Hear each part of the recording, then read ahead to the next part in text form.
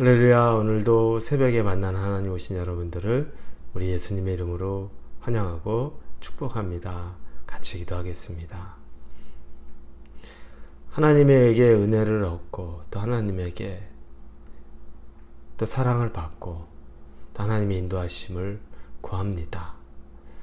그러나 하나님, 우리가 부족하지만 정말 보잘것없지만 늘 죄에 넘어지고 실수와 실패의 연속인 인생이지만 그럼에도 불구하고 어찌하든 하나님을 인생의 중심에 두고 살아가기를 작정하는 당신의 백성들을 하나님께서 기뻐하여 주시고 또 그 길 가운데 하나님을 향한 중심을 헤아려 주셔서 때로는 넘기 힘든 파도가 있을 때 그 풍랑이 잠잠해지게 하여 주시고 때로는 우리 앞에 큰 성과 같은 바위가 있는 것 같을 때 그것을 넘어갈 수 있는 힘을 주시옵소서.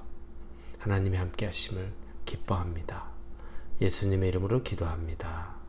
아멘.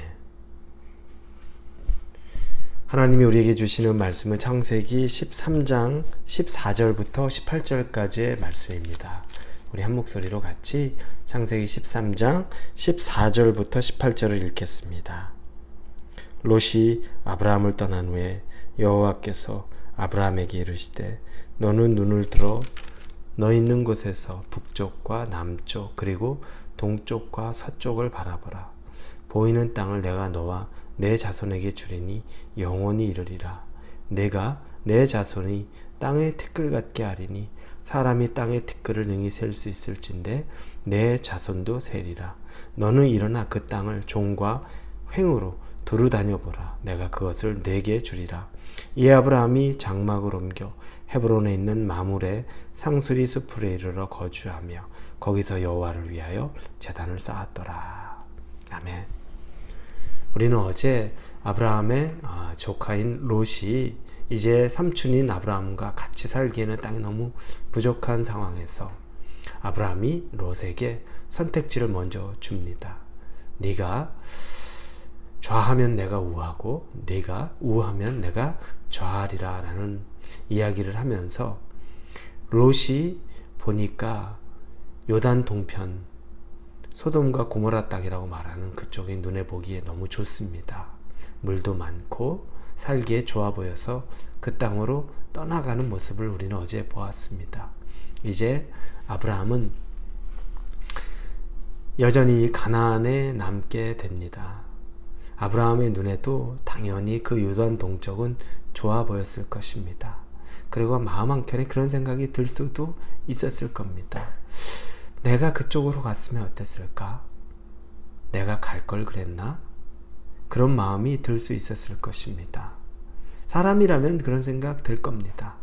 막상 선택지를 줬는데 조카가 눈에 보이는 아브라함 눈에 보기에도 좋아 보이는 곳이었겠죠. 그곳으로 떠나갈 때 후회 또는 내가 괜히 그랬나 라는 생각도 들 수 있습니다. 아마 그 상황이었을 것 같은데 그때 하나님이 아브라함에게 나타나십니다. 그리고 오늘 본문은 전부 아브라함에게 축복하는 말입니다. 그 이전에도 하나님은 이미 두 차례에 걸쳐 나타나셨습니다. 첫째는 갈대아 우르에 있을 때 너의 고향, 친척, 아비의 집을 떠나라 라고 말씀하시면서 네가 그렇게 하면 내가 너에게 복을 주겠다 라고 말씀하셨던 장면이 있고, 그리고 아브라함이 갈대아 우르에서 그리고 하란을 거쳐서 이제 가나안에 도착한 세겜이라는 그 땅에서 하나님 앞에 제단을 쌓았을 때 하나님이 그때 그곳에서도 축복으로 나타나셨습니다. 그리고 오늘 세 번째 하나님이 그에게 나타난 장면입니다. 하나님이 아브라함을 보면서 말할 수 없는 복을 내리는 장면을 봅니다. 조카 롯은 요단 동편, 그 동쪽이 좋아 보여서 떠났는데 오늘 하나님이 아브라함에게 축복하실 때는 13장 14절에 보니까 중간 부분부터 너는 눈을 들어 너 있는 곳에서 북쪽과 남쪽과 그리고 동쪽과 서쪽을 바라보라. 보이는 땅을 내가 너와 내 자손에게 주리니 영원히 이르리라. 동쪽만이 아닙니다. 서쪽, 남쪽, 북쪽, 동쪽을 포함한 모든 땅을 너에게 축복으로 주겠다는 하나님의 약속입니다.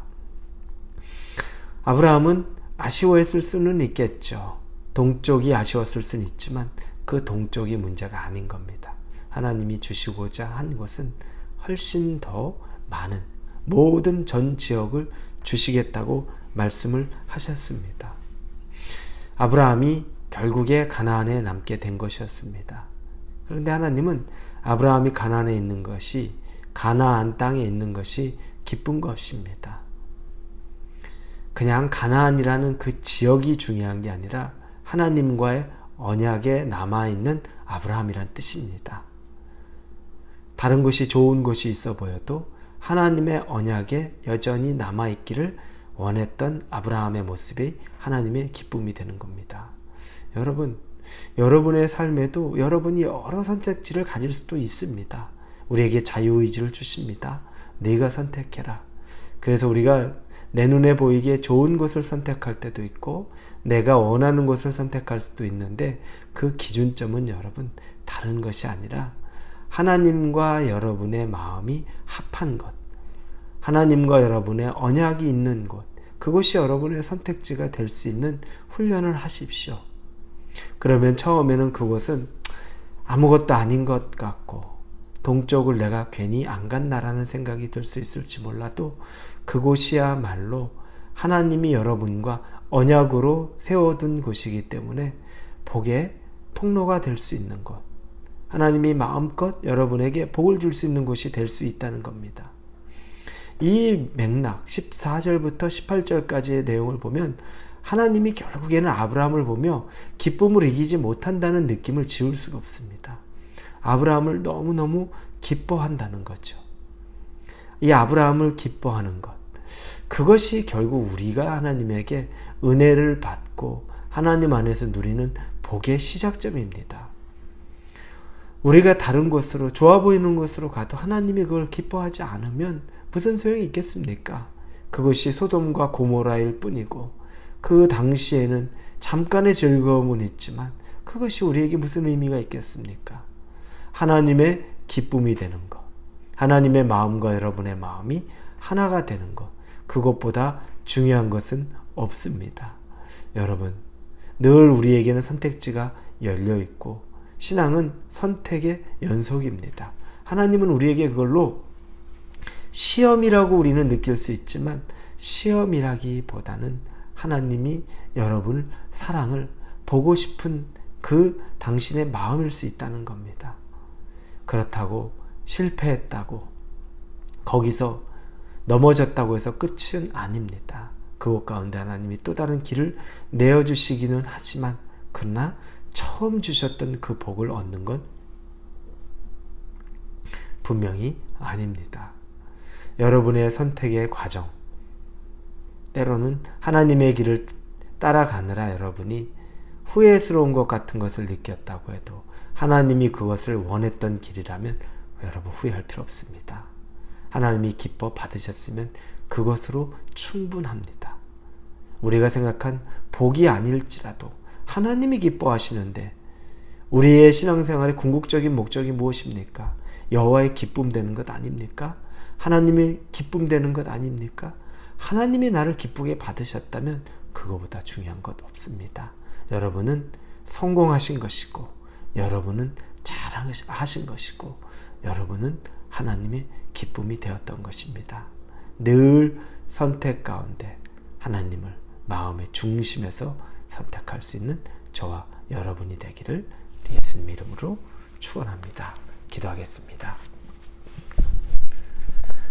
요단 동편의 땅에 가지 못한 아브라함의 마음이 순간 후회가 있을 수도 있고 아쉬움이 남을 수도 있고 착잡함이 있을 수 있는 그때 하나님이 아브라함에 나타나셔서 동쪽만이 아니다. 서쪽과 남쪽과 북쪽에 있는 모든 땅을 너뿐만이 아니라 너의 자손 대대로 내가 줄 것이다. 라는 하나님이 기쁨을 이기지 못했던 그 축복의 모습을 봅니다. 우리도 하나님의 기쁨이 되고 싶습니다. 우리를 그렇게 인도하여 주옵소서. 예수님의 이름으로 기도합니다.